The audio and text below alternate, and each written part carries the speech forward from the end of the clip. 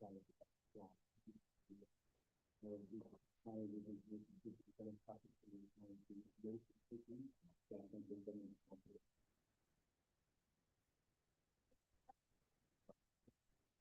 have one.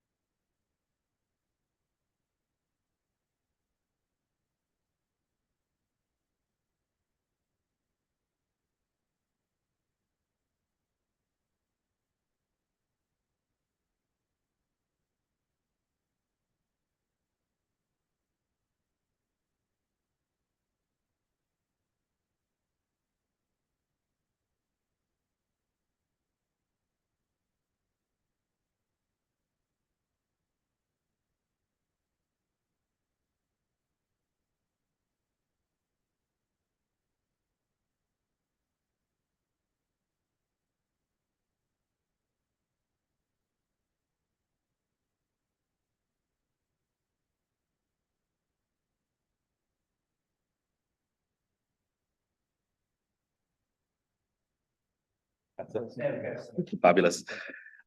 Thank you, everyone. Welcome to this variation of premises license Grays Hut Hotel meeting today.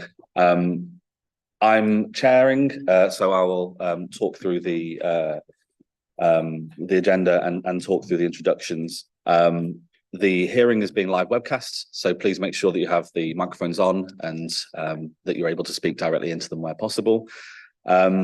The procedure for in-person meetings has been circulated. Has everybody seen it? Is everyone okay with understanding that? Yes, thank you. Fabulous, thank you. In terms of introductions, so I'm Jason Rose, councillor, and selected by the panel. I'm joined by Councillor Smalley and Councillor Kent. Would it be okay for the officers to introduce themselves? Thank you, Chair. Going around the table, my name is Sandra Brannigan. I am the legal officer to this hearing. And because she hasn't got a mic in front of her, my colleague Jodie Ingram is also from Legal Services here with me. I'm Reece Williams. I'm a Democracy Officer in the Inn, and James Parker is shadowing as Democracy Officer. Morning, everybody. My name's Leslie Cook and I'm the Council's Licensing Manager. Sandra, you may just want to turn your name round because it's only at your side. And then if it's okay to go to the applicants and introduce yourselves, if that's all right. I'll start first. Can you hear me okay? Yes. My name's Jonathan Smith. I'm a solicitor at Poppleston Allen. I'm here representing Helen Heraty, who is the applicant and the premises licence holder. I'll let Sarah and Helen introduce themselves. I'm Helen Heraty, the owner of Grays Court Hotel. I'm Sarah Zarnicki. I'm business partner at Grays Court Hotel. And if we can go down the line for representatives as well, please. Thank you. Good morning. My name is Christopher Grunet. I'm a solicitor from John Gaunt Partners, and I'm representing Mr. Mohan and Miss Gorthorpe, who've put a joint representation in your papers. I'm sure you've seen it. I'm Kevin Mohan. I live next door to Grays Court. Thank you. My name is Graham King. I'm also a neighbour. I live just a little bit further away from Kevin. Good morning. I'm Andy Oates, the chapter clerk at York Minster, and I've been asked to speak on behalf of the Minster. There's no Graham King down. That's nothing.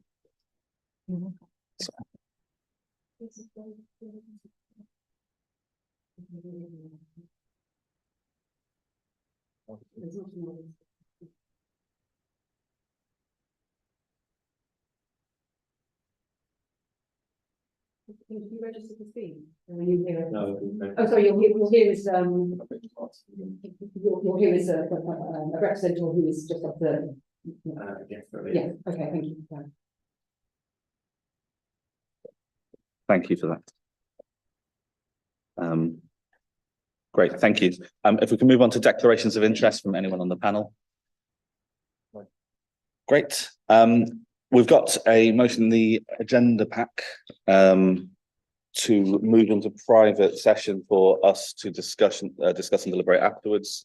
It's on well, before page 1, it's on the second page of the document pack.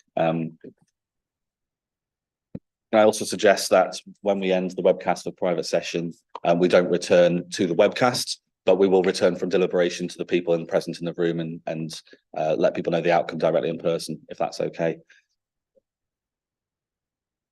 Fabulous. Everyone happy with that? Great. Thank you. Next up is the minutes of the previous meeting on the 2nd of November, which is on page 9 of the agenda pack. Anyone got any corrections or comments on that, or are we happy to accept it? Yeah. Great. Happy to accept the minutes, approve the minutes.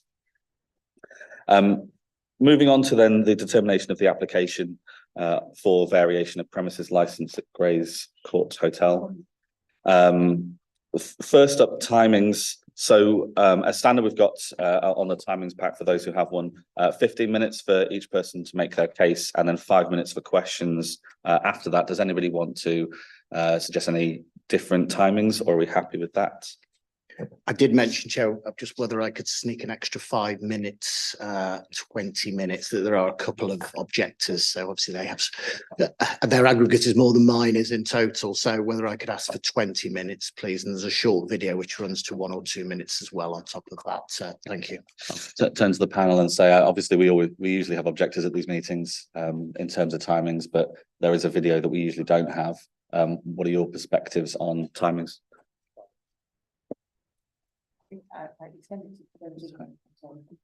I'm minded to extend it to allow the video, but the timings are there for a reason. So otherwise, my feeling would be yes to include the video, but not a general blanket extension. The video is 2 minutes, 15 seconds, I believe. So if we can offer everyone 17 minutes, 15 seconds, the panel happy with that?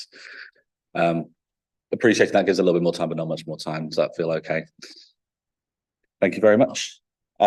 Has everybody seen the agenda supplement that was circulated in advance? And also, has everyone seen and has no objection with including the email received yesterday with the attached photo that I believe people have seen in advance? Okay, fabulous. In which case, I'd like to invite Leslie to give the licensing manager's report, please. Thank you, Chair. This is the application for the variation of a premise licence for Grace Court Hotel, Chapter House Street, York. The variation seeks to extend the terminal hour for the sale of alcohol by 1 hour, that's until 23:30, Sunday to Thursday, and add late night refreshment from 2300 hours to 23:30, Sunday to Thursday. A full copy of the application can be found at Annex 1. A copy of the current premise licence can be found at Annex 2. An overview of the circumstances in which entertainment activities are not licensable can be found at Annex 3. With regard to the promotion of the licensing objectives, the applicant has confirmed within the application that conditions that Annex 3 of the premises licence will apply to the revised hours for the sale of alcohol and the provision of a late night refreshment should the application be granted. Annex 3 of the premises licence can be found at pages 43 and 44 of the report. I can confirm that this premises is not located within the cumulative impact assessment area and that the consultation process was carried out correctly. There are no representations before you today from responsible authorities. North Yorkshire Police has mediated with the applicant who agreed to modify the operating schedule. The agreed condition can be found at Annex 4. Five relevant representations have been received from other parties. The list of representatives can be found at Annex 5. They believe that the licensing objectives, prevention of crime and disorder and public nuisance would be undermined if this application was granted. Their representations can be found at Annex 6. That's pages 55 to 119 of the report. A map showing a general area around the premises can be found at Annex 7. And I have actually produced larger maps and they are on the table, so it's clearer for everybody to read. The committee has the following options when making your decision. Option 1, modify the conditions of the licence. Option 2, reject the application in whole or part. And as the Chair mentioned, an agenda supplement has been published and has been circulated round all parties. I have also produced a larger plan of the agreed licensed area of the premises, but even though I've produced this plan, it's for information purposes only. The licensed area is not part of this variation application. We're just looking at a change of hours and the addition of late night refreshment. That is a brief overview of the report, Chair. Thank you very much. We'll go to questions for the licensing manager. If we can start with the applicant, if there's any questions from your side. There's none for me. Thank you, Chair. Fabulous. And the representatives in turn, any from any of you? We have no questions. Thank you. Okay, which doesn't give much time to think, but the panel, any questions that weren't? Mr. Mohan and the. Sorry, and the other representatives, of course. No questions, thank you. Thank you. And the panel, any questions from yourselves, No. the licensing manager? Okay, speedy. In which case, we move on to the applicant's case, 70 minutes and 15 seconds, please. Thank you. Thank you. I'll try to be as quickly as possible. Can you hear me okay? The application is a variation, and thank you very much for Leslie for describing it. I'm not going to go into the Annex 4. That's the additional condition that was agreed with the police, so that goes as said. Mr. Mohan has helpfully set out a bit of the background. It's possibly one of the most convoluted license processes I've been in for licensed premises, other than a particular hotel in Newcastle. I think this is now the fourth application before you. Yes, 2010 application was granted, a further one in 2011, which changed the 2010 grant. One thing Mr. Mohan does not mention is that the 2011 application was granted was actually appealed by him to the Magistrates Court, but subsequently withdrawn, because Mr. Mohan makes quite a big play of the fact we didn't appeal anything. He did appeal one of them, but then withdrew just before it went to a hearing. That being said, councillors, you can consider this matter afresh. I don't know whether your clerk, whether Sandra has got the latest Pattersons, but on page 398 there is a footnote to section 18, which says that you are quite entitled to consider an application where one has been refused previously, and that actually related to previous legislation, where actually that application being refused went to a magistrates court on appeal and was subsequently upheld the refusal. So you do have unfettered discretion to consider this. However, it's only right, and I will do so, I will address you what circumstances have changed here. Prior to the application, we did pre-consult. We pre-consulted with the police, we pre-consulted environmental health, and we also arranged a meeting with local residents, and that was on the 12th of August. We've been criticised for not doing it in the past, so we did it. We explained, or Helen explained, what was going to happen. It was quite complicated because we were looking to license the L-shaped driveway at the time, the famous L-shaped driveway, but due to changes in legislation, which the off-sales provision, you've probably been briefed on this, held over through to the March 25, we didn't have to vary that in the end. So we advised residents on the 24th of August, we were just proceeding with the change of hours. We letter dropped Chapel House Street in Oglethorpe, and we had 3 attendees to that meeting. Mr. Mohan, to be fair, did send his apologies. We had another apology, but we had 3 attendees, one of which was Mr. King, one of which was the number 6 Chapter House, which is owned by the Minster. She has not objected. And then also Helen Owen and Mr. Ogus attending, who aren't here today. So we did apply previously. There's no fetter on us reapplying. In Scotland, you can't reapply within 12 months, having applied once. You can't reapply for a personal license if you've had one forfeited in the last 5 years. You can't bring a review under the guidance within the next 12 months, but you have the opportunity, the unfettered opportunity to consider this afresh with me explaining what's changed. So first of all, what's changed? I've sent you pictures. Unfortunately, we couldn't actually send you a link to the website. I don't know if you know the hotel or you've been to it. It's quite a landmark now in York, particularly the way it's going, and some of the awards it's won. So I've sent you the pictures. The age profile, it's 40 to 60, and I love an expression that Helen said, it would attract National Trust members is how it's described. It's an independent hotel.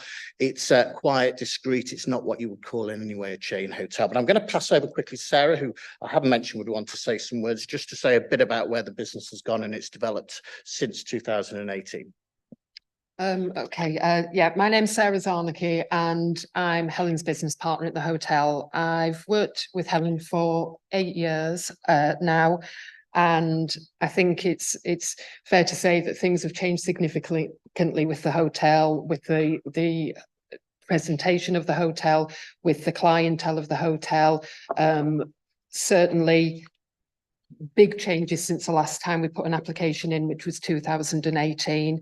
Of course, COVID came in between that, but Helen and I have worked very, very, very closely together to change the profile of what we had been originally, which was doing a lot of weddings and with reasonably large numbers of people. The whole profile has changed. We serve far less guests now. We're a very sort of prestigious, relatively high ticket price, which is reflected in the clientele that we attract. Since 2019, for the past 5 years in a row, we've been voted Visit York Best Hotel, Best Small Hotel in York. Our restaurants also been voted the best restaurant in York. We were voted the best hotel in Yorkshire and also best hotel in England in 2020. We're very, very proud of our heritage. We have built wonderful relationships within the city. I actually sit as a hospitality representative on York Bid Board and have done for the last 5 years, which is all actually credit to the hotel and the recognition we have as a business. And I actually feel just to ask for this extra hour is just going to help us looking after our diners. It's more continuity for staff, and it's I think we've proven that we're an extremely reputable, important part of York's tourism industry. Thank you. So yes, the business model has changed. To give you some idea, in 2019, pre-COVID, there were 43 functions held. 2022, we held 15. 2023, 14. I think we've only got 6 booked in for next year. What's happened is there's been very much a change, and now if you want a wedding day, you have to exclusively book the hotel, which you can imagine is not cheap. You have to take all 12 rooms. Therefore, you've got 20 to 24 people staying there. We used to have music, we used to have discos in the bow room. We don't do that anymore. We used to have to put a wooden floor down. That doesn't happen. So very much these guys have got an excellent reputation in York. Why would they want to ruin it? Obtaining an extra hour from you, only then to cause disturbance and be called for a review. We built good working relationships up. We've got a good working relationship with the Minster, even though they're here today to object. We've got an edible garden now, which the York Minster leased to us very recently, and works underway with that. Even the York Minster even enjoy dinners at the hotel as well. So we do have a good working relationship with York Minster. We're trusted by them. What else has changed? I've sent the menu to you. It's not a cheap menu. It is a tasting menu, and you've got wine flights as well. You typically come down for 7 o'clock for your dinner, or you arrive for 7 o'clock, and you would sit down around about 7:15 to 7:30. It is 11 courses, or 12 if you want to pay for the cheese. You, if you are a non-resident, that means you have 3 hours roughly to eat that and have a drink and buy a drink within that time, because you can't buy a drink as a non-resident after 10:30. You have a rather strange situation where if you've got on the same table residents and non-residents, I do apologize, my phone's on, largely because I was doing timing, but it's now gone off. So if you're a non-resident actually sat on the same table, you have a rather strange situation at 10:30. Then if I'm a resident, I could buy a drink, but a non-resident I can't. I'd have to ask the resident to buy a drink for me at 10:30. And you have an even more strange scenario at 11 o'clock, because late night refreshments, hot food and drink. At 11 o'clock at night, a resident could have a coffee. A non-resident can't have a coffee at 11 o'clock, sat on the same table, or even sat on, you might have 2 residents on one table, 2 non-residents. So we have this really, really strange situation, which is difficult to manage. The other odd thing is we are actually able to open 24 hours a day. And I don't think this came through at the last hearing. If you look at the license, it is 24 hours a day. That's not just 24 hours a day for residents, that's 24 hours a day. So technically, actually, if you're a non-resident at 10:30, you could order yourself a bottle of wine, a bottle of port, and enjoy it for the rest of the evening and leave later on. That's not what we do, but we could do it. That is feasible. But for us and the staff, it would be a lot better if we had consistency. So at 10:30, the people who are now sat at our table can actually order a drink at until the same time, until later till 11:30. And also have the enjoyment of some late night refreshment and actually order themselves a coffee.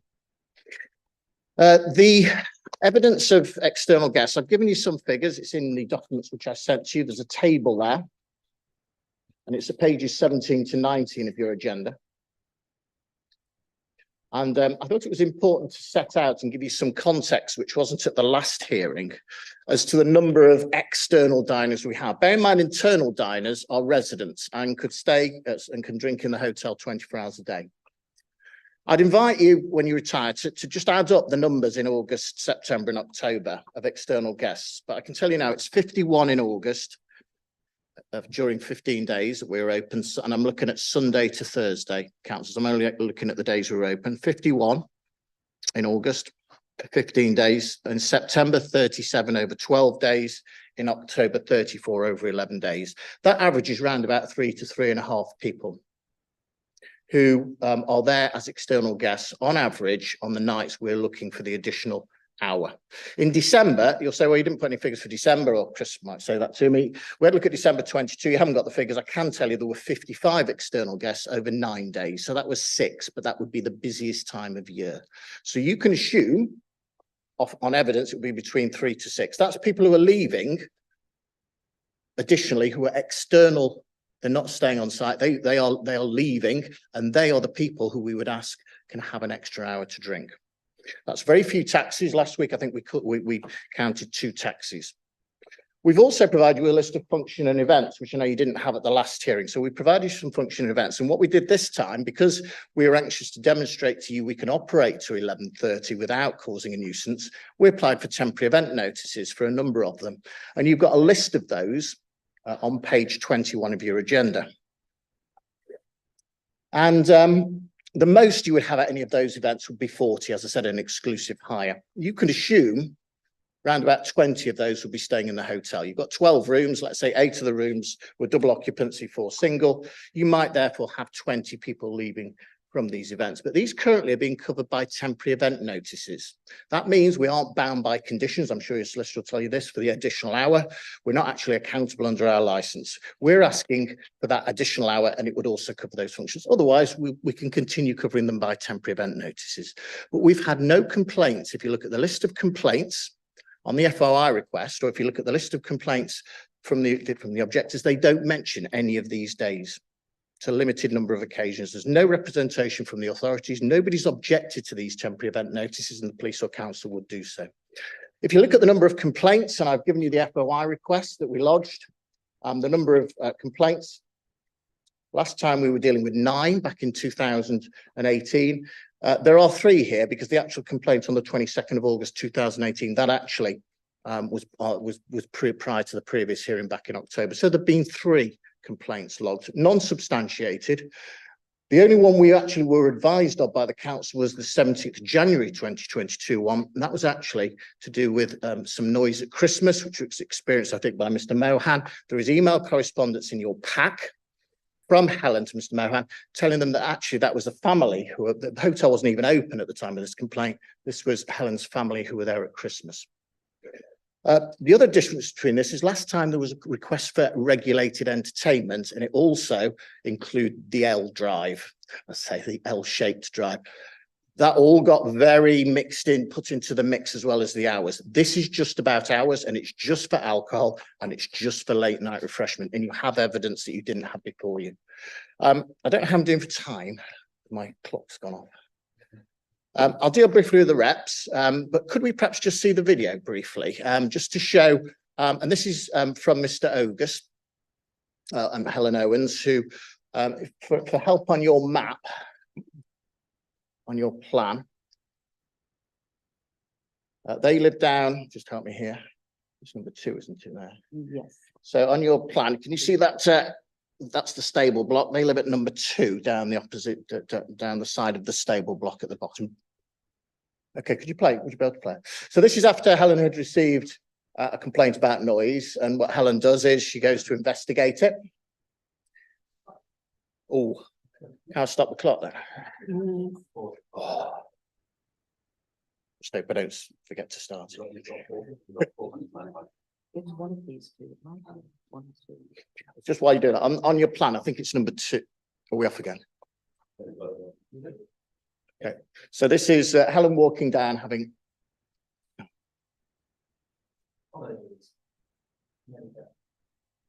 So this is afternoon, and there's some music playing in the garden. This is the driveway, the L-shaped driveway. You're just about to change into the top where it goes right into the L. But Helen's had this complaint from Helen Owens. Is it Helen? Yes. And this is the stable block that isn't as yet open but is licensed.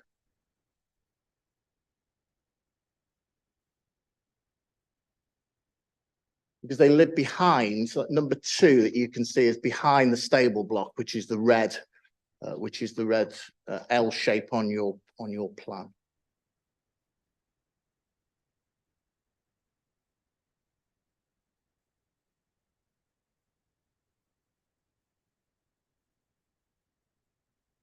I would stress as all councillors, this is in the daytime. We're asking for permission in the evening when it's dark, and we do not, under any circumstances, have entertainment in the beer garden. You'll see on the license, we can't have it after 9 o'clock anyway. So I should just say that. I just want to show how we responded to complaints.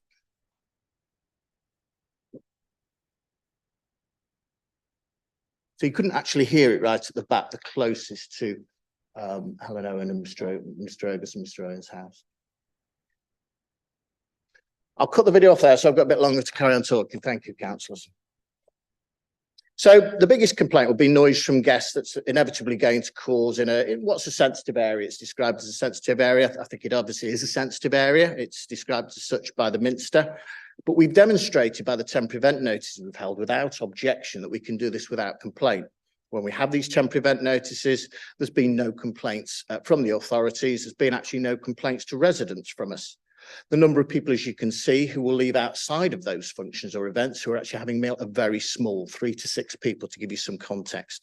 So there's late night traffic. Well, we called 2 taxis last week. If you've got 3 people leaving, 3 to 6 people a night leaving, you might have 1 taxi at the most.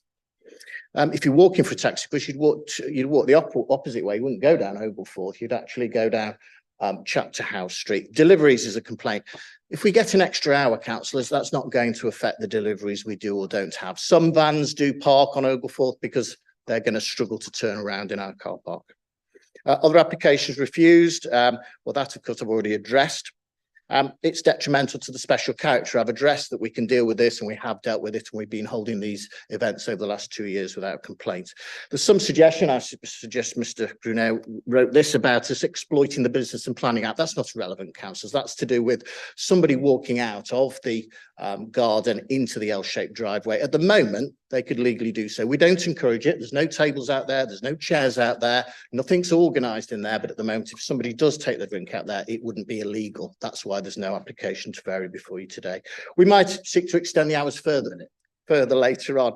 That's not relevant for you. If there is a further application, you'll know you'll have to consider it on its merits. We're paying lip service to the pre-consultation. Well, we can't win, can we? We do pre-consult, and then we do tell them what's going on, and then we get criticised for pre-consulting, but then still going ahead with the application. We needed to let them know what was going on.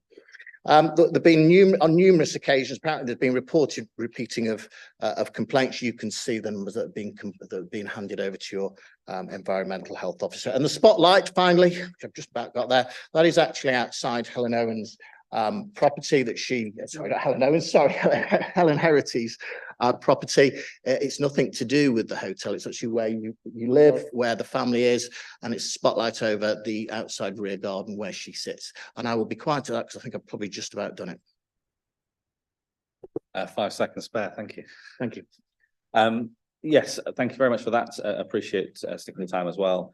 And then we're going to the questions for the applicant next, please. If we can go down the line for representatives, that would be great. If you've got any questions. Thank you, Chair. Just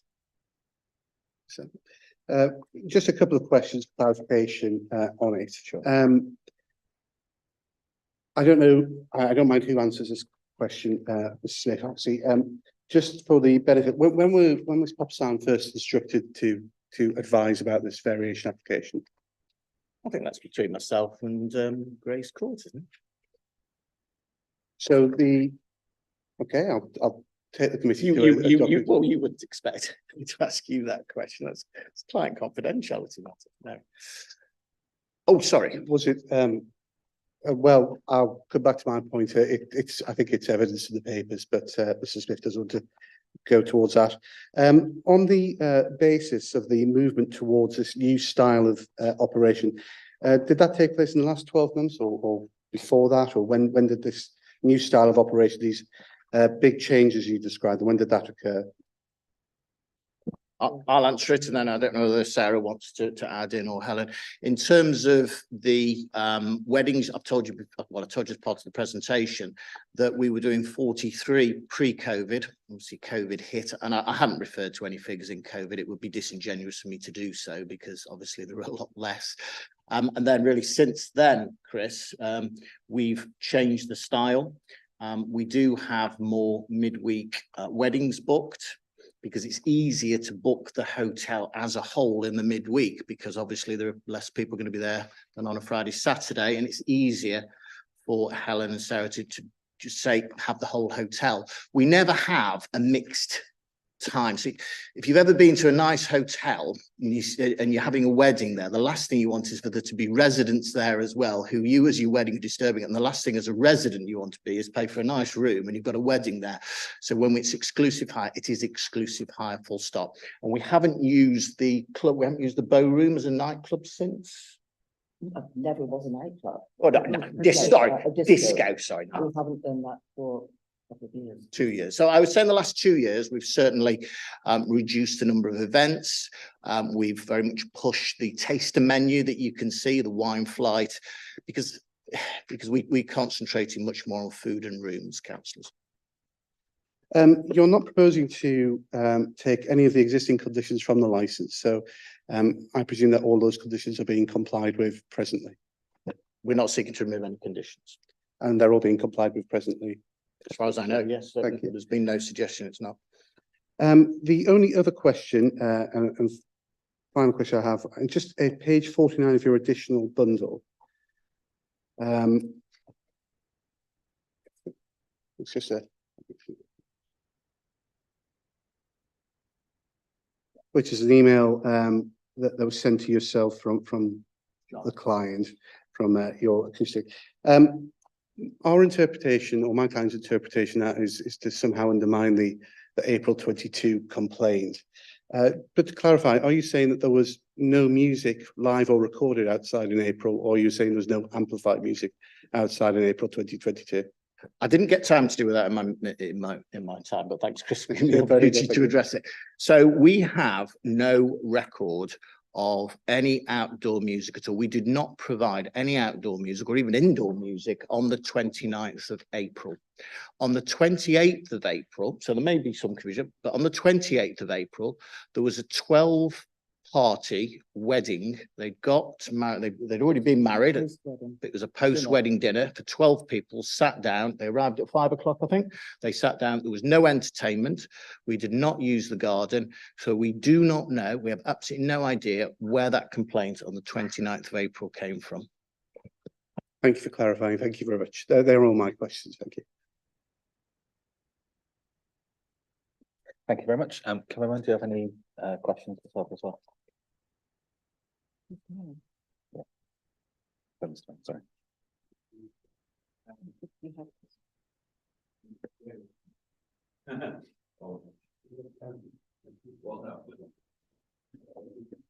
Okay, and Mr. Oates, do you have any comments? No, thank you, Chair. No questions. Okay, thank you.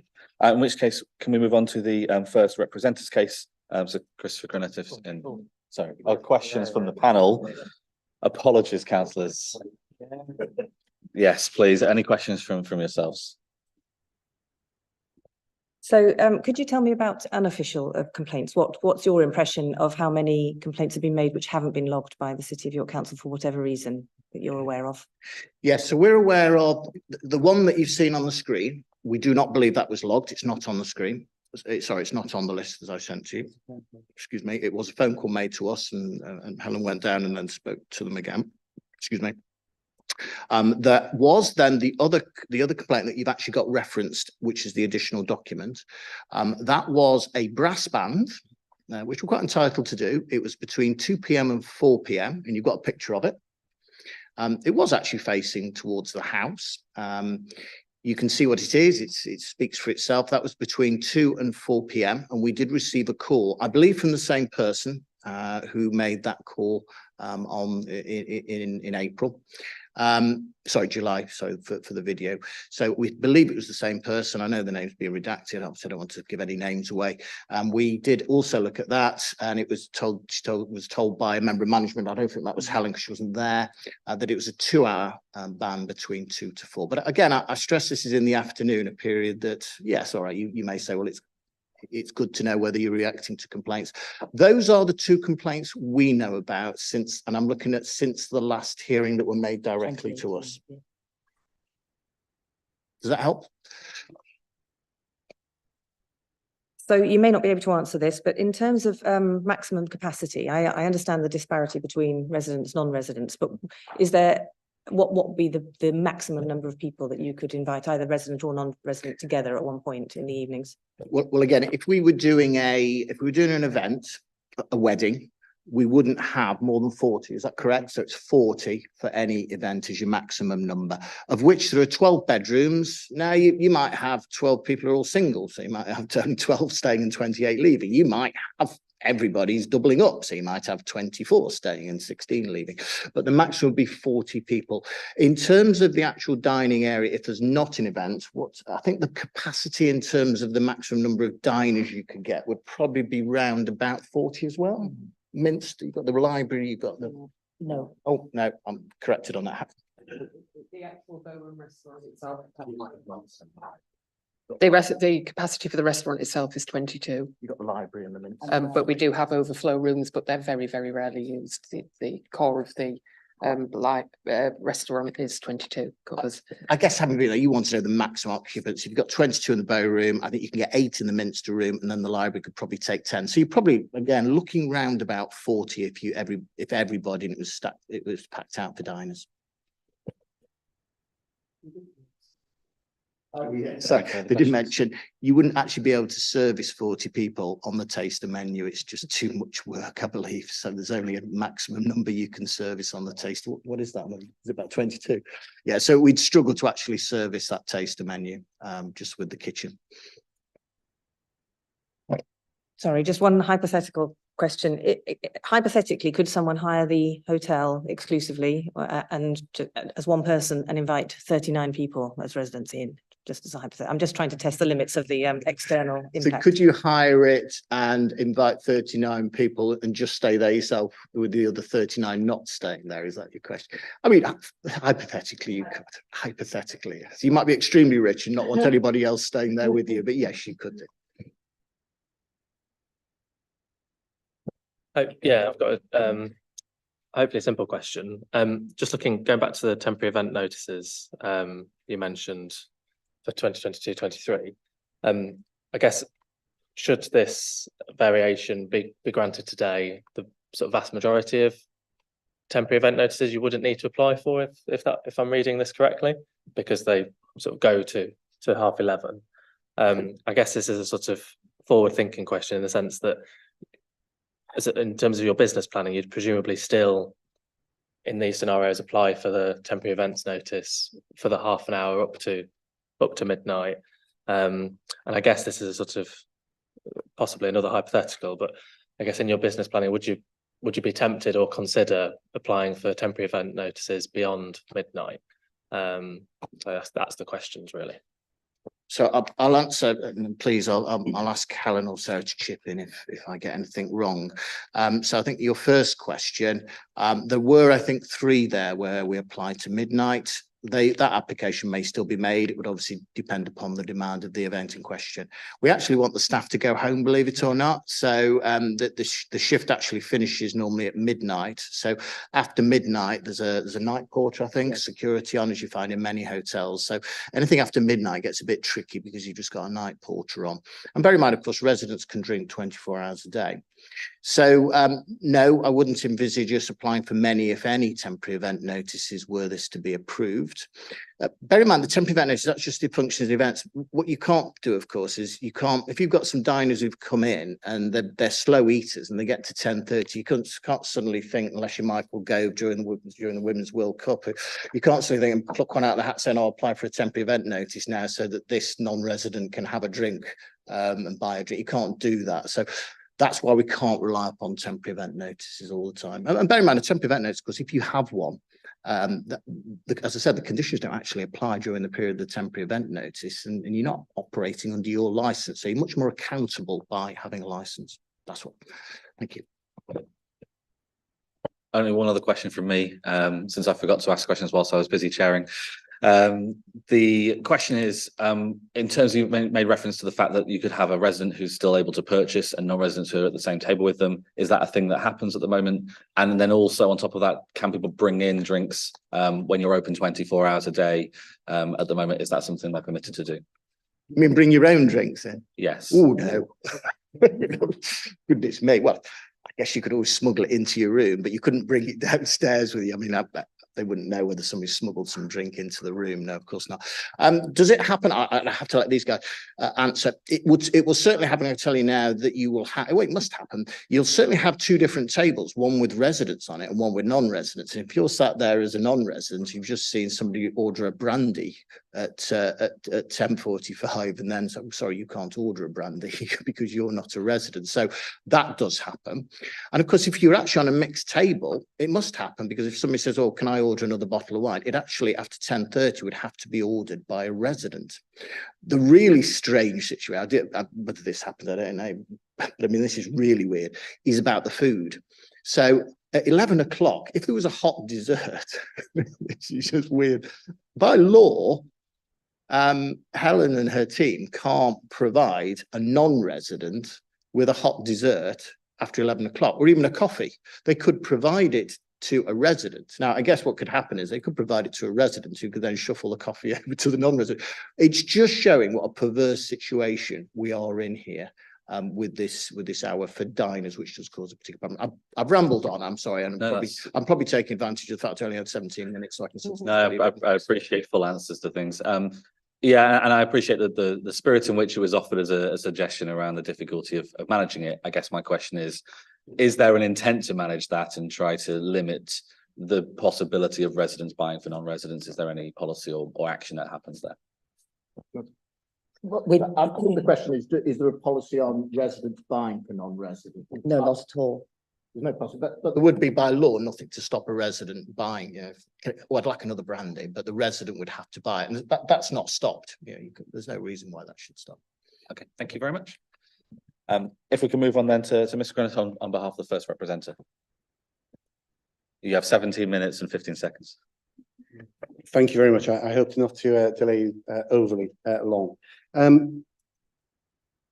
Although there is a disparity between non-residents and residents at the Grace Hotel, that is not an uncommon situation. Of course it isn't. Hotels across York and across the country have different hours for residents and non-residents. So that's not a unique situation and is managed across those sites. Quite right from Mr. Smith that late night refreshment is only a regulated activity for non-residents after 11 o'clock and not residents. But again, that's a universal truth of the Licensing Act. These are not unique issues at the Grays Hotel. We have heard, and there were questions about capacities at the premises. And my client does have concerns of what potentially could happen. I don't want to stray too far into crystal ball glazing. I'm sure I'd be criticised as I would criticise somebody doing that. But of course, what was referenced by the applicants in their representations were larger wedding events, different types of events historically going on at the premises. They have had events for more than 40 persons, but when you put your questions to them, the answers were given on the basis of this type of operation being the only type of operation from now going forward. And the answers were clear and to the point, but the applicants also accept that there have been different types of operations going on at this site in the past. We have, my client did criticise the lack of response from the public consultation. That the point of the public consultation is not something simply to pay lip service to, but is to listen to feedback and perhaps amend your application or look at those matters. It can, of course, be a reasonable position that the two parties disagree fundamentally on those points, and that could be the reason. And clearly that is the case, because the application that is then submitted following the consultation is no changes, no acknowledgement to the concerns, no measures put forward to deal with these issues. The issues that I think are relevant to this case principally remain around about dispersal of people into a very quiet and unique area. The application, before we say, again, yes, it has been considered in similar terms as part in the past, and the committee has made decisions. These particular hours that we're looking for were part of the 2018 application, were considered and were rejected. When the 2018 application was considered, of course, the committee could have considered allowing the variation application in part or not, and they decided in their wisdom that it was not appropriate, which was the position recommended to them by my client at the time, citing, as they have previously, that this is a very special and unique area, and considerations to take into place, and what would constitute public nuisance, and what is reasonable in that area, it should be taken into account. And the committee have on several occasions formed that view. What I haven't heard, particularly from the applicants today, is what has changed in that area to make that a different result. You are your own committee and you're making decisions today, I appreciate, and you're not bound to follow those previous decisions just because this has been considered before. I would agree with if you can consider it again afresh today, and if you feel you can distinguish it, you can. But what we say to you is there's very little, nothing that we can point to distinguish it from the previous applications. So from a member of the public approaching this committee, they would have an expectation is the same thing is being asked for, the same situation exists in their mind, and then the same result should follow. But of course, whether the situation is the same is a question that you will ultimately answer, and when you consider our position is definite that it has been. The question that I put to Mr. Smith about how long they've been instructed, why that was relevant, and I think what I can see, presuming that Mr. Smith doesn't have a hobby of asking for pre-revision requests for premises that he doesn't represent, that he was certainly instructed back in September 2022. So a year beforehand, I was making a freedom of information request. That's page 12 of your additional, but that's if that letter is incorrect or any such matter, I'm sure Mr. Smith can correct me on that. We've had a period of apparent change of operations, smaller weddings and movements towards, and that has proceeded and been part of a lead up to this application. Despite, if I was advising Grace, and I'm not, I can see obviously to look at the previous decisions to try and demonstrate through evidence that these things aren't causing an issue and demonstrate that through practice and come to the committee with those points. My client's position, however, is there have been continuing issues. They are, as they always have been, sporadic nature. They have been nuisances. It does continue, and they do take great comfort in the fact that Sunday to Thursday the hours are reduced. The application itself is, and I don't think it's a point of dispute, entirely about non-residents at the premises. The premises does have a permission for residents to drink 24 hours, to eat 24 hours. None of that is affected by this application today. This is about people who are not residents at the Heritage, so people who will be leaving the premises. And we would say that the extension of the hour would lead to a later dispersal that is currently happening. I agree with Mr. Smith that technically somebody can buy a drink at 10:30 and could sit there, buy themselves a bottle of Jack Daniels and sit there all evening drinking it and having a great time, and then walking out at 2 o'clock in the morning. Thankfully, that doesn't happen, and we're grateful for that. But in very real terms, there is an additional hour here intended to allow non-residents an additional hour at the premises Sunday to Thursday, and that is what we object to principally. Although these matters of capacity, the matters of use, the smaller weddings, what sounds like a very nice taster menu, I don't know if Mr. Smith was having a go at me when he said if you've been to a nice hotel. I have been to a nice hotel. I think yes, I can see how that attracts, but none of the applicant hasn't offered any reassurance in the application to address or to codify those matters in any way, shape, or form. What we have is a history of the premises operating a slightly different style, and it's now operating in this style, but nothing to give any reassurance to the committee, nothing that my client can hang one's hat on to say that it won't revert immediately back to larger weddings and matters of that nature going forward. It is not, I think it's distinguished from crystal ball gazing insofar as there's a proven track history of them operating in that style. It's not for us to recommend or to advise how they operate their premises. A 7:30 sitting and for the course up to 10:30 appears to be working. They have built a reputation on that, and away we go. But they want an additional hour, and we do take exception to that. We have spoken about the conditions of the licence, and of course, amongst those conditions is the requirement to have a written policy of dealing with complaints, recording those complaints, revealing those complaints, and dealing with them, not revealing, determining them and evidencing that out. And that's for the process of dealing with complaints. The fact that the complaints haven't been made to environmental health and not substantiated does not mean, as I've said before for this committee, that they're untrue. The fact that the environmental health officer or police have not opposed the application does not make my client's representations worthless. This is not a process that they are a tack on to the responsible authorities. They live there. They experience this day to day. Their opinions and their views are valid. I have said occasionally before as well, it's not Mr. Mohan and one address complaining about these issues. It's consistent across several addresses, and people have made the effort to come today or send their apologies and others. It is not a conspiracy of making up issues. How those matters are interpreted, it is subjective, we appreciate.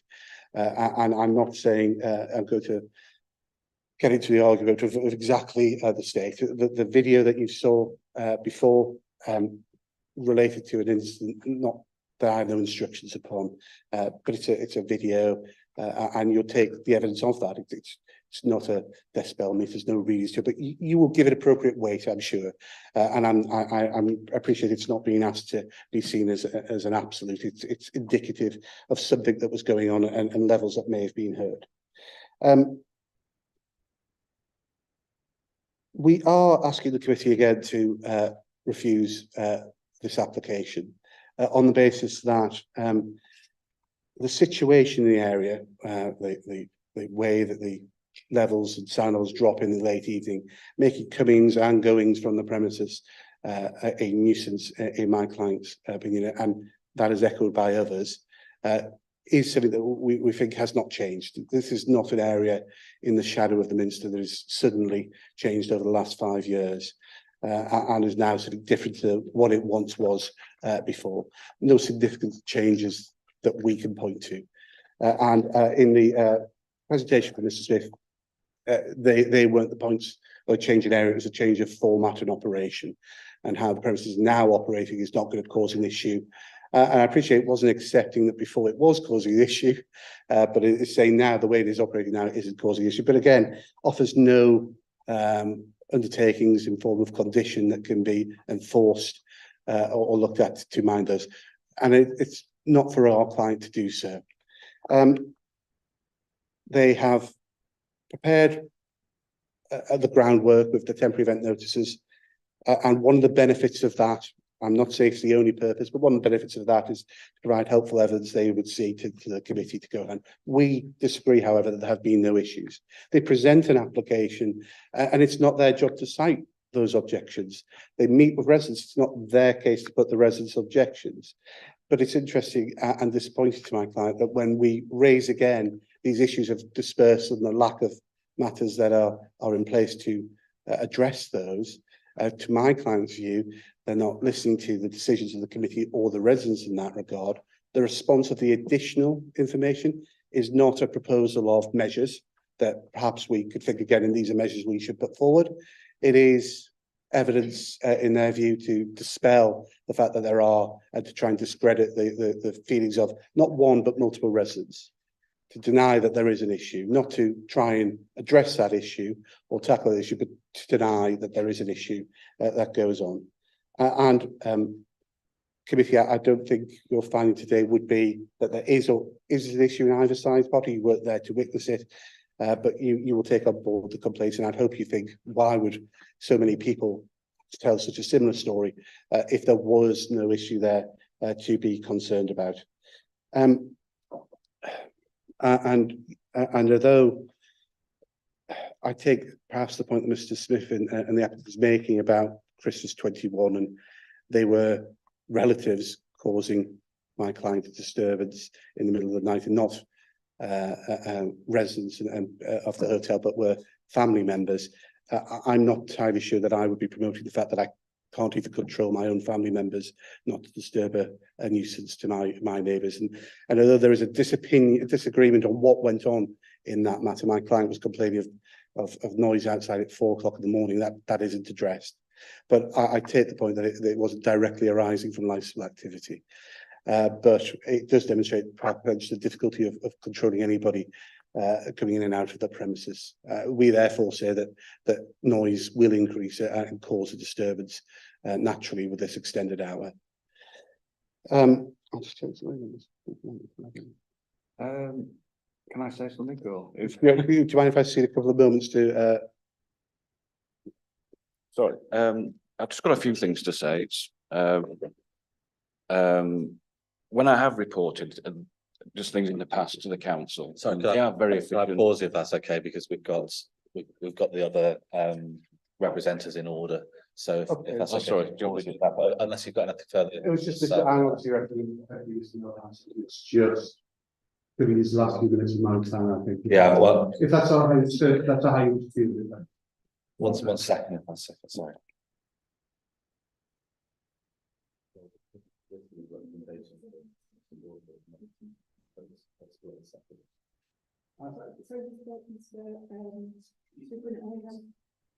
Sorry, Mr. Gwynedd, I have you on my sheet as representing Mr. Gawthorpe, not representing Mr. Mohan. Oh, you're representing both. Absolutely, and I prefer my regulation. I so apologise. I don't object to it. That's fine. And I'm certainly not proposing. I don't think it's going for us to take 15 minutes now. That's okay. Yeah, happy for you to finish talking as a collective, and then we can go to That's all. I just, you know, the noise has increased. I do report it to the council.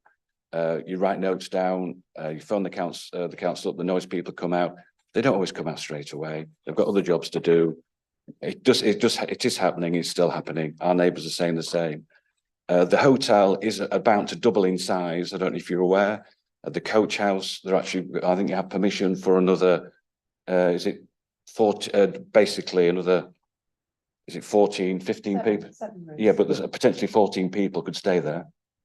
So again, that's going to add to more traffic, more noise, more deliveries, etc., etc. And so it's going to even make the matters worse. It's not, the hotel could easily switch back to doing discos if you grant this permission, and again go back to, you know, it's what we're left with. They could actually decide to sell the property, and a chain could buy it, and God knows what they would do with it in this very, very sensitive area. I don't know if you've been there. Also, I did appeal. Mr. Smith mentioned the license. I stopped the appeal because I got the Ombudsman involved, and the Ombudsman looked into all the details, and they agreed with me, and the council has to issue me a great deal in compensation for allowing Grace Court to evolve how it has done. So I think you need to know these facts, that's all. The noise has also been witnessed by one of the top council officials, who's Gareth Arnold, who's in charge of the planning department, when the council took Grace Court to a public inquiry because they didn't think they had the relevant planning permission in place, and it's been allowed to evolve ever since. So, you know, there always is two sides to the story, and we've had to be put up with this for the best part of 14 years. Thank you. Thank you. And that was under the 17 minutes combined, but I'm also taking that as presumably your representation for yourself as well. So if we can go to the applicant for any questions, please. Do I have 5 minutes? Yes. I don't normally ask questions, but as Chris is here, I'll ask him some questions. Chris, would your client welcome, and there's been a lot made about crystal ball gazing, we'll just go back to what we did. One assurance we just had a chat about and about the size of the events and functions. Would your client welcome if we were prepared to limit the number of people who would attend a function or event to 40? I think it's personal time. Okay. First time we're hearing of it. I don't know how that could be properly managed, that's all. Because we have 40 that's the maximum number we have for the wedding. It's probably unfair to me to ask that question, but I'll come back to Well, that. 40, but again, if they're going to build at the back, it's going to be closer to 60. No, we just limit it to 40 still. Even Yeah, I don't know how that would be properly monitored, but okay. I wish you put this in the. Did you go to the pre-consultation meeting? I did send my apologies, and we got sent the letter about 4 to 5 days. Can you please come to the consultation? I think that was it, Graham. We unfortunately was in August, and we were away on holiday. We weren't offered any other dates to meet up, and that was it. You've got the email address, haven't you, for Helen? Yeah, I did reply to the email. Yeah, but you could have said, "Oh, I'd be happy to meet up." Well, I could have been offered a date as well, which I wasn't. Okay, all right, but you weren't at that meeting. I was on holiday. When you mentioned in your representation that you've reported on numerous occasions noise and actions by the hotel. When was the last time you rang the environmental health team at York City Council? This is what I was mentioning earlier on. Am I going to, from 2012, the council, Mr. I think it's called Gray, I think his surname was, I don't know if it's still there. Kevin, you must write down notes. Right, then Mr. Gray, there's the notes. No, we need evidence. We ring them up. By the time they're not working, they're on another shift somewhere else. They're not in the centre of town anymore. I think they're at St James Street. By the time they come, it's finished. Now, I don't want to waste the council's time just for for a group of people waiting for taxis, shouting or whatever. Taxis coming down like it's a motorway, pipping the horn, to get the people out of the hotel. I know the taxis are going for Grays Court because they say taxis Grays Court so and so. When our bedroom window is right outside on the corner. When was the last time you witnessed people shouting in the courtyard? In the courtyard, I live on the corner. I know, but you just mentioned that people were shouting in the courtyard. When did you last see that? Because you don't. Sorry, forgive me. You don't mention it in your representation. When did you last? It's ongoing. So it's all the time. Well, on a weekend, yes. Every weekend. Well, no, it's not every weekend, but it's a noise nuisance which is there, which wasn't there before. Remember, I bought the house in 2003 at great expense. And I was there before the hotel, so I know exactly what it was like. In the courtyard, there was no cars before in the courtyard. The treasurer's house used to park the cars in the courtyard, where it was probably 1 or 2 cars. Helen complained about all the noise and the traffic and the damage to the cobbles and the exhaust fumes. The top of the treasurer's house. They had a meeting, they decided no, they weren't allowed to park there. What did Helen do? She put some signs up and charged for parking the next day. Absolute disgrace. Well, that's right. That's just not true. We're getting way off the subject, by the way. The other question, probably I'm running out of time, I imagine, is it's been suggested you have some noise monitoring equipment put in, and I think that's you've now had since 2010, since you started objecting. Can I finish the question? Since 2010, but you haven't had it installed. I think the point you've made previously is I don't know when to switch it on. I don't know when they're having an event, but you can switch this kit on and switch it off. Have the council provided you with any such equipment? And if not, do I suggest that it's as per page 71 of your representation, the 3rd paragraph, it's because they're prioritising other cases where the council have actually found there has been a nuisance? Because every time the council come out and investigate a complaint, there's no nuisance. Well, it's not as if the council. I did ask for some noise monitoring equipment. They have very limited equipment at the council, and when I wanted it, it was somewhere else. So then I said to the council, "Well, I'll provide my own, my own monitoring equipment, but it doesn't agree with the council policy. So I couldn't install my own, I didn't mind and submitting the evidence. It's a bit hop, and they couldn't give me it for a month or 2 months. They only had it available when it was available. So I did ask for it, but it wasn't available. But you could have installed your own equipment. They wouldn't allow Sorry, me to do can I that. just finish the question? Yeah. And you could actually have presented the evidence to the committee today. Hang on a minute. Can we start? Can I ask a question? Of course you can. We put in a video. I mean, it's a fairly basic video, isn't it? You could have put something in. You must, you say you witness it all the time, every weekend. You could put some sort of fairly rudimentary, I appreciate, evidence to this committee if you had it, couldn't you? Not really, no. We couldn't. We've taken pictures before and we've submitted it, and we've been called paedophilers by Helen. So, we are reluctant to actually put forward. Sorry, is this being filmed? Right. That's defamatory. It's been reported to the police. Right. I think I'll probably leave the questions. It's becoming, I think, a bit heated. We're able to understand what evidence exists on. Oh, wait, councillors, I would like to just put it on record that Helen Heraty completely denies that. Understood. Thank you. Are there any final question that you'd like to ask? You've got about time. No, I just think we're probably going to end up getting personal. So understood. Thank you. Councillors, have you got any questions for the representative? It's just obviously I've been through your submission and heard what you said. I guess just it's hard to see on paper what it sort of looks like in real life. So I guess is it in terms of nuisance that you notice, is it usually people waiting for taxis? Is it usually people walking, because I'm relatively familiar with the area, walking out towards the bar? Or is it noise not from people in the courtyard or walking, but actually emanating from the premises itself? So I guess it's. Councillor, I'm going to that. I think Mr. Mohan will answer that question for you, but can I just point you to the plan just so we can see where Mr. Mohan actually lives, just to give you the context of where he is to it. So Oglethorpe and Chapter House Street intersect as a sort of right angle.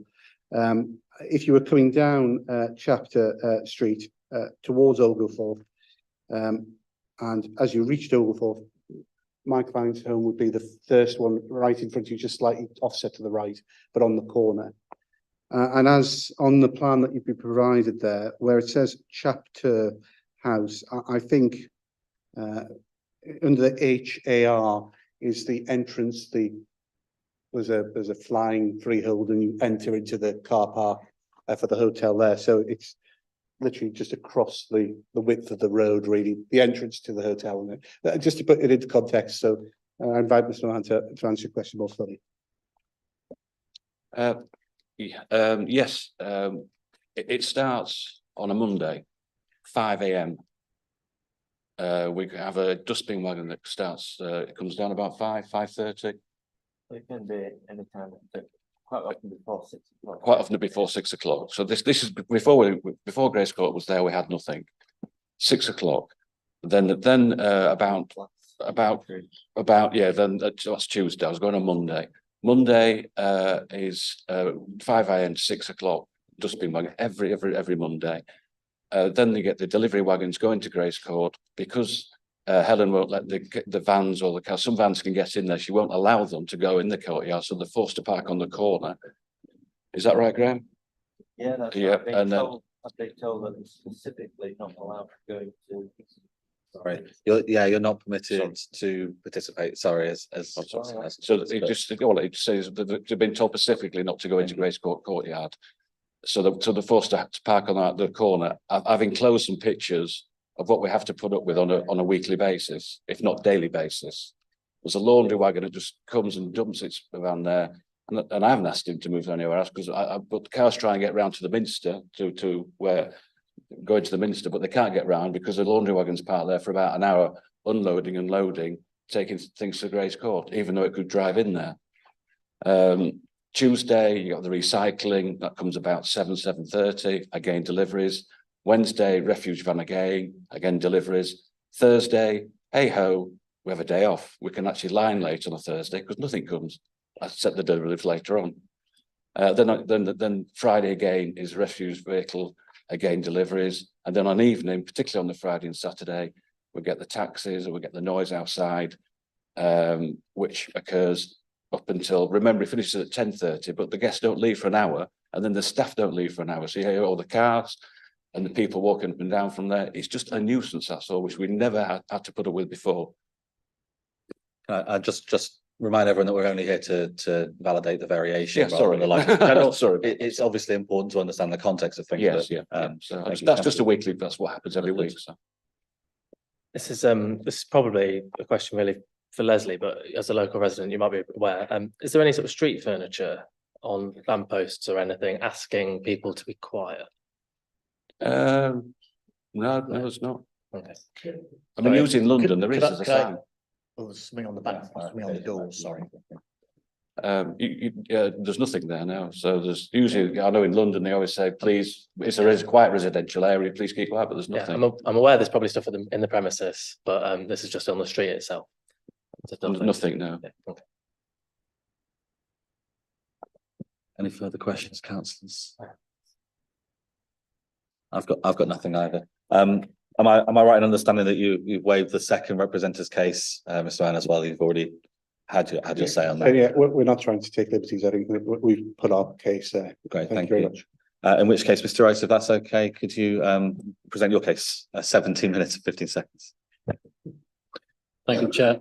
The Minister's position is different from the position you're hearing from other parties, because I gather our experience is different.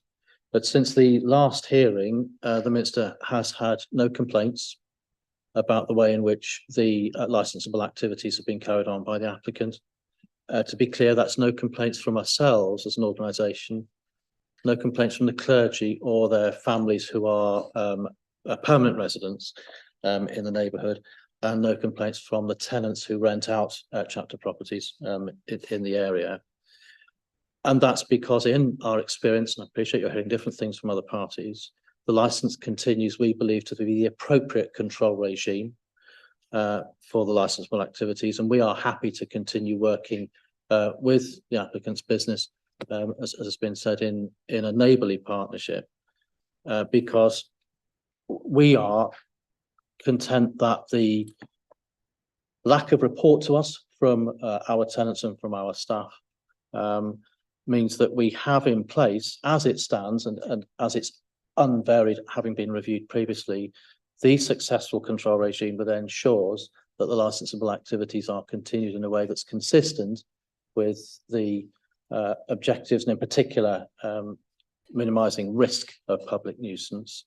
Our concern, as I hope has been reflected in the letter of representations I put in, and I won't recap on that, is that the extension of the timings of the licensable activities applied for in this variation is for the late nights on what, if I can use the colloquial term, are school nights. So this is the Sunday through to the Thursday. As I've said in the letter of representations, it is reasonable for, in our view, for the business to have that late night opportunity on a Friday or a Saturday night as provided for, but that this is a substantial extension of that risk of the particularly the noise of dispersal.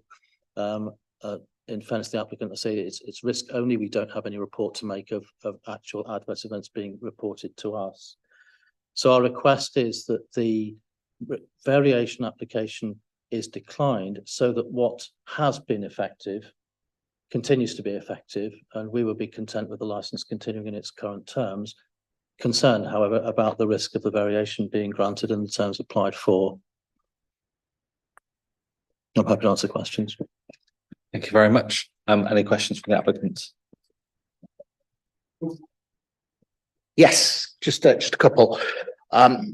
If I refer you to the map, the large scale block plan, next to the number between 8 and 4, I think I'm right in saying, am I not, on the large plan? Can you see underneath Grace Court the number 4? You've got a number 6. It isn't marked on the plan, but it is on the plan. It is the block that is to about 2 o'clock before you get to number 8. Number 6 is, that's number 6, Chapter House Street. That is, I think, one of your properties, isn't it?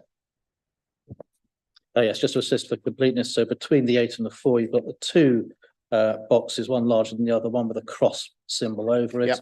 Both of those together comprise number 6 Chapter House Street. It's owned and rented out by the Minster. The one with that hatched cross on it, that is the entrance archway that Yep. leads into the Grace Court courtyard from Chapter House Street. And that lady, we know, she came to the residents' meeting. She has not objected and she's made no complaint. She's actually the closest resident, I think, to Grace Court, is she not?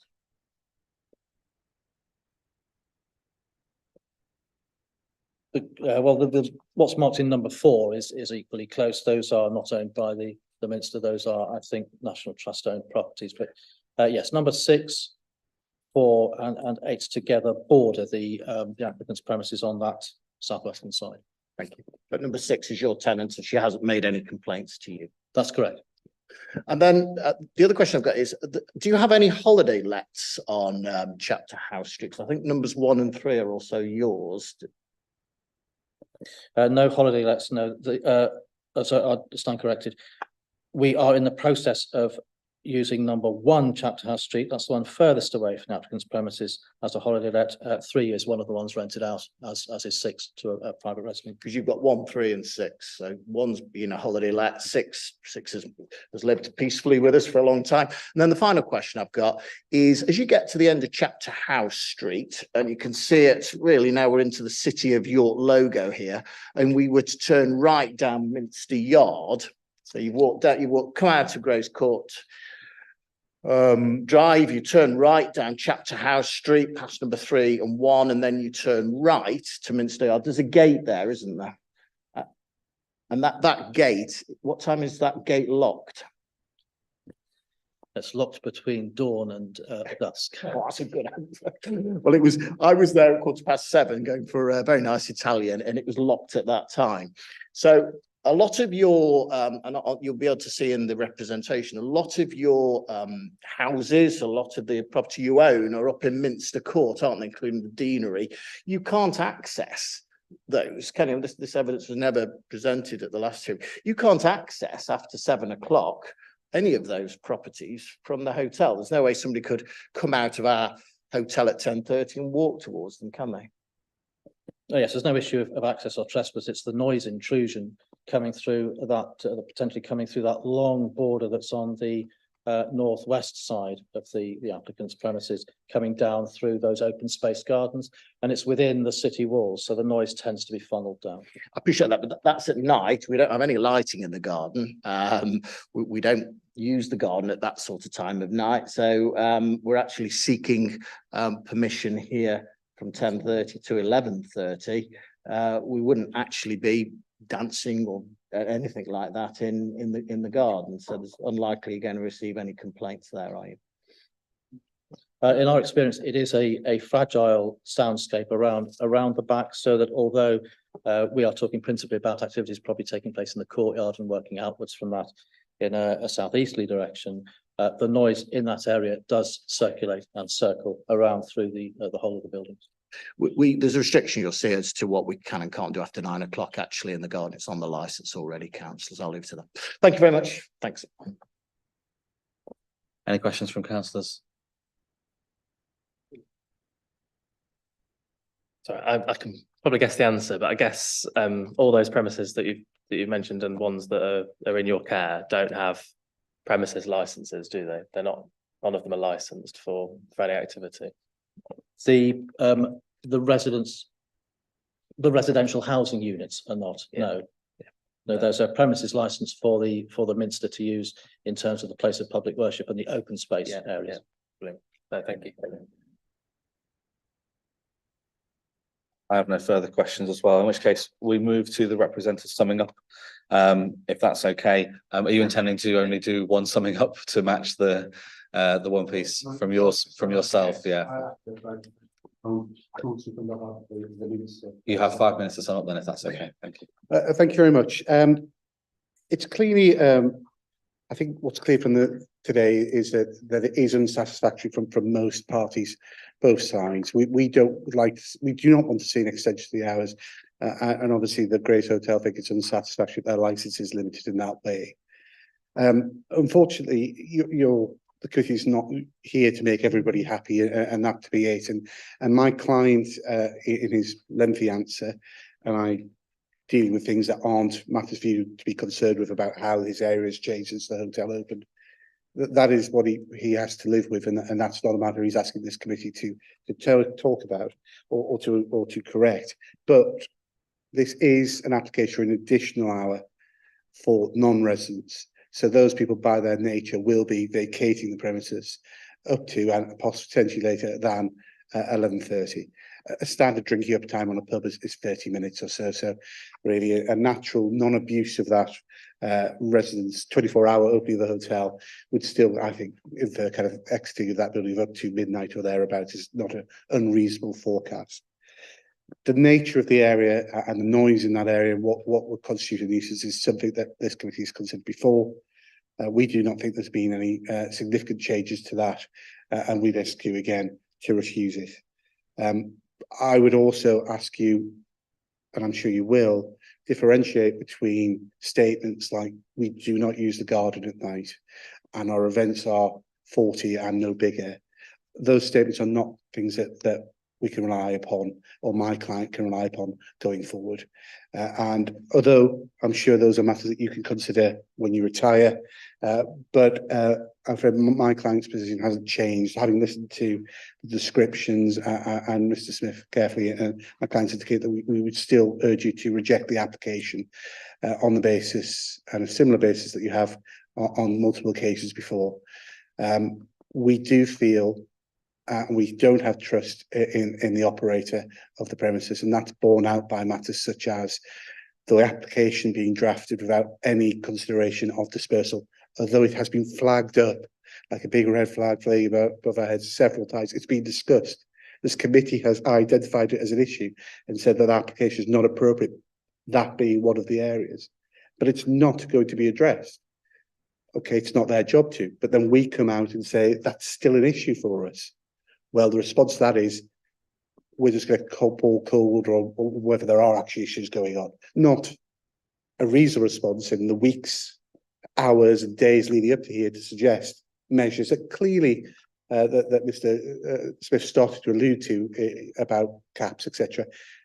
It's very late in the day to be doing that, and I think quite difficult for clients to look at that and consider those.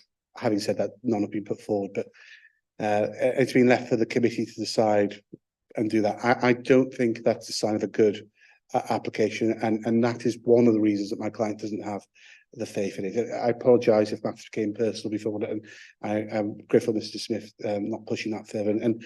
But that is the atmosphere in which the place is. There's an uneasy truce at the moment, and we don't want to push further. So all we can do is ask you once again to refuse the application and not to dismiss residents just because they're not responsible authorities and just because they don't have very expensive acoustic equipment installed and produced to you. That is not the standard. Thank you very much. Thank you. And yeah, Mr. Oates, you've got 5 minutes to sum up as well. No, thank you, Chair. I'm anxious not to repeat myself, so I will be brief. For the reasons already given, the Minister is keen and concerned that the status quo, which in our experience, which may differ from that reported by others, is satisfactory, is maintained by keeping the licence in its current terms and by not giving the variations that have been requested on this occasion. The rationale for that is set out in the letter, which I hope is reads for itself, and we would ask the committee to give full consideration to that when you retire, please. Thank you very much. We've got final points of clarification from, sorry. Applicant sum up, I knew that. Sorry, you've got 5 minutes as well. Apologies. Please take as much of that 5 minutes as you'd like. I'm not going to touch on the Taylor case. I sent it through. I just asked you to have a look at paragraph 77. I'm sure Chris wouldn't disagree with me. You're not here as a variation to consider it as a review. So effectively, you don't penalise us for something you might have heard. Oh dear, that's bad. We need to put a condition on in respect of that.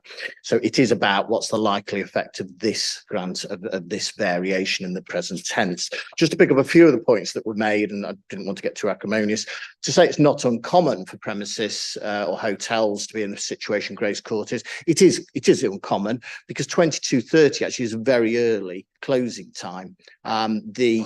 You look at Dean Court, for instance, another hotel, it's 2300. 22:30 to stop selling alcohol is earlier than the 1964 Act we all moved on from back in 2003, when we were led to believe it would be more permissive hours, longer hours. So it is unusual. I disagree with Chris in that respect. Crystal ball gazing, how are we just not going to go back? Well, we've got a good reputation. We won a number of awards here. You've heard from both the people sat to my left and my right. There is reputational damage if we're taken to review and we don't do what we say we're going to do. And one of the things I did come up is the scale of the events. If you were minded to grant this application, you feel you can grant it subject to conditions, the one I would ask you to consider is the capacity. We'd be prepared to limit it for events and functions to 40.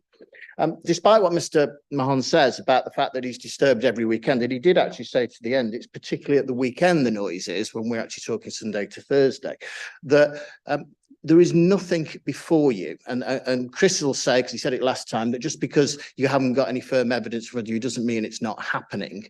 But you have nothing, no date, no timed complaint from Mr. Mahon at all. You have no evidence. What you have from us, you do have evidence of the temporary event notices we lodged when we have been using these hours for up to these 40 people, many of whom will be staying, as you know, in the hotel. So you do have hard evidence from us. Just on the notices on the street, we do have a big one on the back door. We can't go putting up our own notices on lampposts. I think we'd get into trouble if we did that. So we do have that. In terms of the number of people who have complained, I wasn't able to ask that. We believe there's 2 households that have complained over the years to the environmental health officer.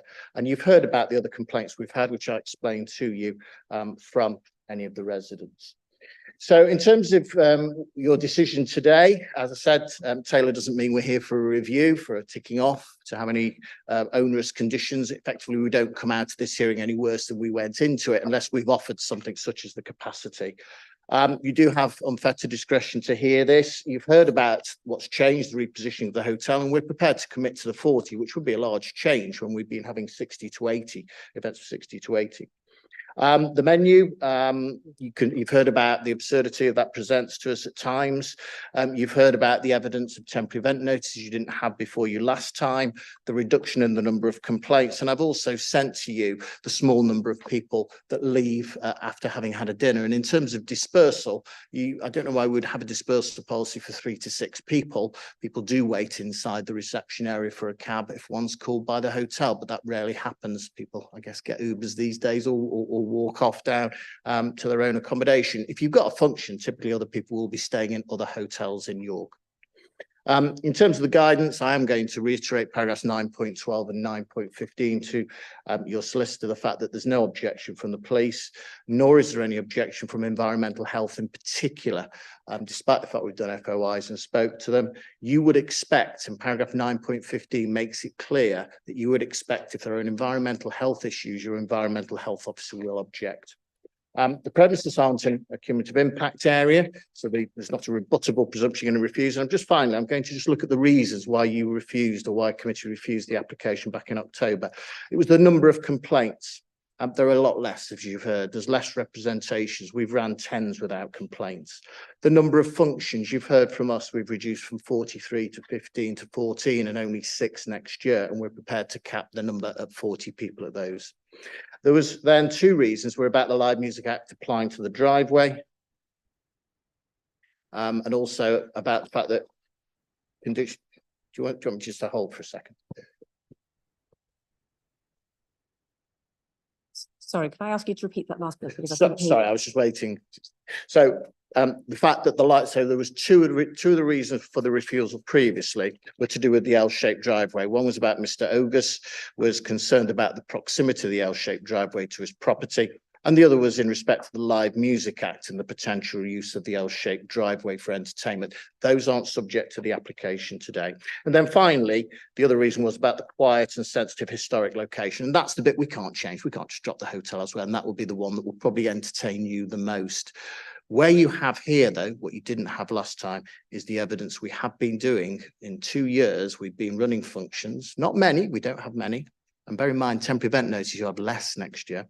We do run these, we have been running them without any documented complaint, and you have the number of guests who we'd like to treat to dinner, a hot dinner until 11 o'clock and be able to buy alcohol till 11:30.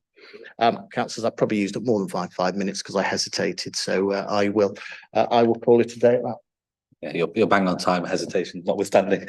We're moving into the subcommittee final points of clarification. If I may steal the first one, just to ask around this suggested cap of capacity on 40, just explain what you might mean, what that might look like on that particular. So it would be for I suppose any time. Would it be any time? It would be dinners. So I guess that there would be a maximum capacity. This would exclude staff, I have to explain, or kitchen staff, that there would be no more than 40 people who would attend any event or function at the hotel.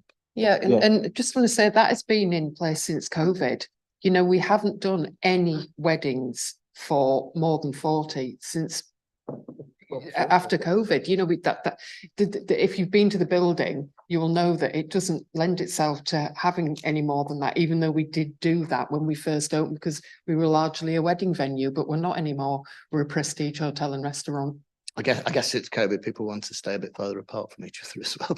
So yes, it would be a limit of 40 on the capacity. There's some suggestion in the guidance it should only be done with the fire safety, but listen, we put that forward as a suggestion to you, council. Thank you. I guess we're limited to what we're looking at in the variation when we go into deliberation on this. I guess we just give you some, but we're not going to be going to big events. It helps to address the point around policy being in place already for 40 versus the capacity and potential for. And just may I quickly also say that is only for events. We cannot serve that many people for dinner in the evening. The capacity for dinner and the actual numbers which are in the evidence are nothing like that. Thank you. Councillors, any questions for anybody?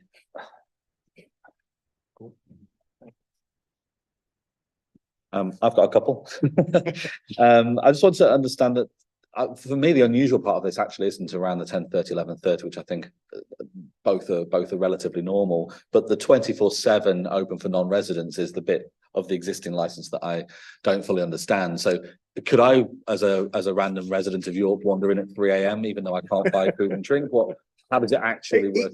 Well, yes, the license says opening hours Monday to Sunday, 24 hours. That's not 24 hours to residents. I mean, I think we have a policy. We want people to go home because we need to get the staff. The staff rota finishes at 12 o'clock, doesn't it? So we lock the doors at 12. And of course, 10:30, it's only residents who can have a drink in the week, 11:30 at weekends. But no, listen, we wouldn't have random people walking in. We have security on and the door is then locked.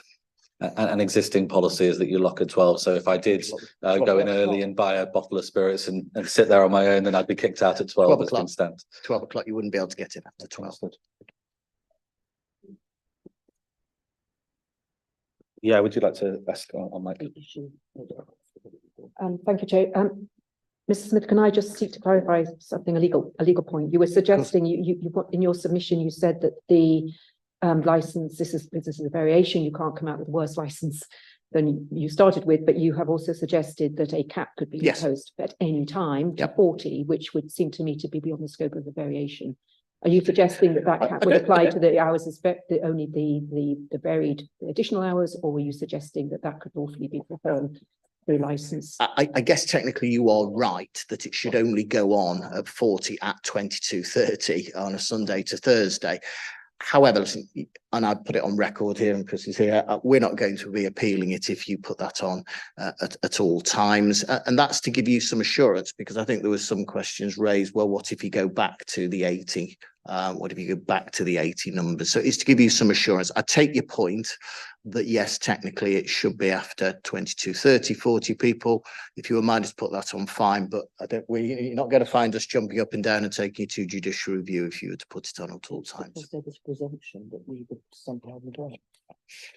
I appreciate, but on that point, I think, Mr. Hannigan, I think there is a distinction between what the committee imposed that isn't offered and what the applicant is offering.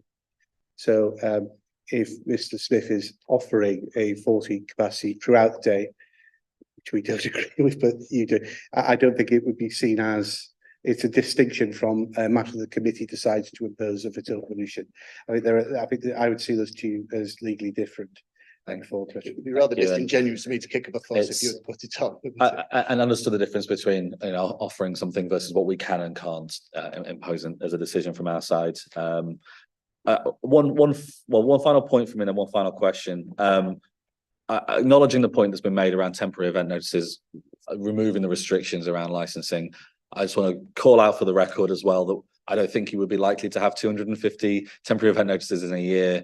So if we're talking about temporary event notices covering 10:30 to 11:30, it's not like this would be a situation, what we're proposing 10:30 to 11:30, something you could do through temporary event notices today. That's just a point for notes around the limitations of temporary event notices. Yeah, you can have 50, well, from 1st of January, it's 15 temporary event notices covering 21 days. I think my point to you is the actual number of events that we've had recently have been very small, so we could almost cover all of them by a temporary event notice. Which I understand, but obviously the number of people who will be using it after 10:30 Sunday to Thursday will be higher than on just the 15 dates listed if this variation takes effect. There would be people using after 10:30 under the new license. Just for making the point of the difference between temporary event notices versus the licensing change, that's all.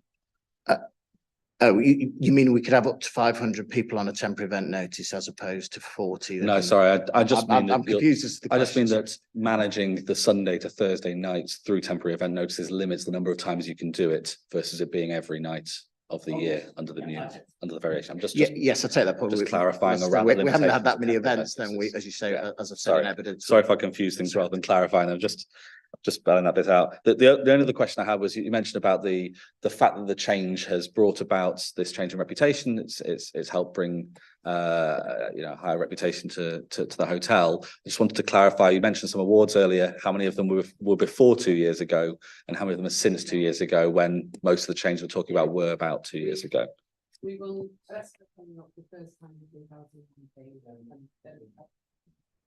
Sorry. Oh, I've got it. sorry. Yeah, we won 5 years in a row since 2019. Visit York Hotel, 2 times Visit York Restaurant. Yes, Welcome to Yorkshire 2019, 2020, Visit England Award 2020, and nominations for York Press. So all of the awards that we've won have been since 2019. In addition, there've been the restaurant has won Visit York Taste of England Award, Michelin Guide List 2021-22. And I've got to be very careful how I say that because I keep saying risotto. 3 AA Rosettes 2021 and 2022. And 23. And 22. They're shortlisted as Boutique Hotel Restaurant of the Year 22. And Helen as Boutique Hotelier, awarded in the top 10 business leaders in the country in 2021, and Independent Hotelier of the Year, shortlisted 2022. So in other words, they've all been since the last hearing. They've all been since the last hearing, but the reason I'm asking that is because they haven't been brought about as a result of the changes a couple of years ago to the policy. So suggesting that you wouldn't be able to revert back to previous methods of functioning and still retain the reputation. I mean, when the first hotel first opened, we were predominantly a wedding venue, as Kevin will testify. You know, that was how we started to really build the business up. But then really, when I joined in 2015, we made a deliberate effort to move away from that, and I think that's reflected in the awards and the change of profile for the business. Absolutely, and your reputation was good before COVID. That's the point I'm making. But thank you very much. I've got no further clarity questions. If we're all happy, then to move into to close the public hearing and to close the webcast, and then we'll reconvene in private for deliberations. And anybody who's staying here will return with that decision. Anybody who doesn't stay here will communicate ASAP. Is there anything else that I've missed? No, then thank you very much, everybody. Appreciate it. Could I just ask if it's going to be some time and it might even be another day, let us know and we'll. You'll be fast. Are you fast? Okay. That's the intention. 15 We'll let you minutes. know if we're not fast. Okay, thank you.